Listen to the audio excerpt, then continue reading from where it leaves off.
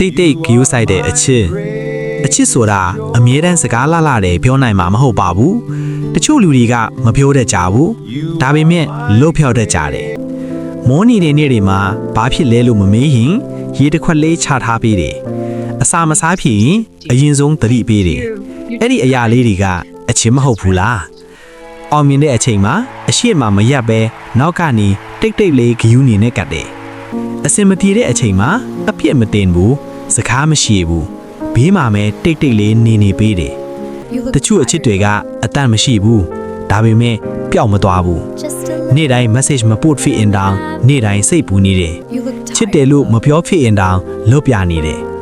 အချိန်ကြာလာတဲ့အခါအချစ်ဆိုတာစကားပြောနေရတဲ့အရာမဟုတ်တော့ဘူး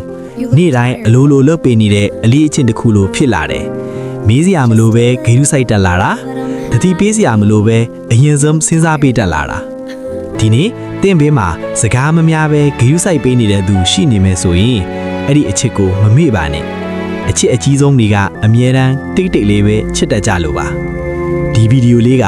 တင်းဘဝထဲကတိတ်ဂရုစိုက်တဲ့အချစ်တစ်ခုကိုတတိယသွားစေခဲ့ရင်ဒါနေပဲလုံလောက်ပါတယ်ကြီးစုပေးတဲ့အားလုံးကိုလေးစားစွာကျေးဇူးတင်ပါတယ်ဟန်ဂျာချီယာ